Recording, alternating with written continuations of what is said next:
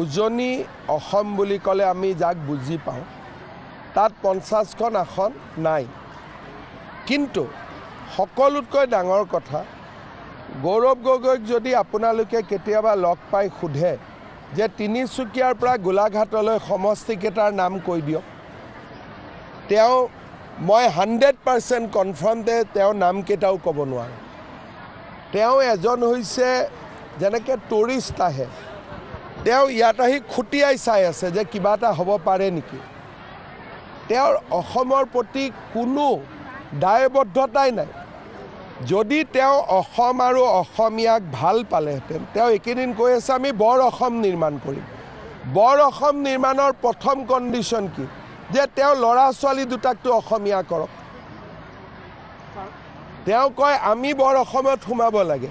তেতিয়া বৰ অসমত অহা মানুহখিনি এইটো নক'ব নেকি যে প্ৰথম তোমাৰ ল'ৰা ছোৱালী দুটাক অসমীয়া কৰা? যিজন মানুহৰ নিজৰ ল'ৰা ছোৱালীয়ে অসমীয়া নহয়, বৰ অসম নিৰ্মাণৰ নামটো কেনেকৈ ক'ব পাৰে? আৰু বৰ অসমত কোন থাকিব? মিয়াবিলাকহে থাকিব, বেলেগটো নাথাকে। সেইকাৰণে এই মানুহজনৰ কথা গুৰুত্ব দিব নালাগে। আৰু মইতো নাভাবোঁ যে বহুত কিবা চিৰিয়াছলি কথা পাতিব লাগে।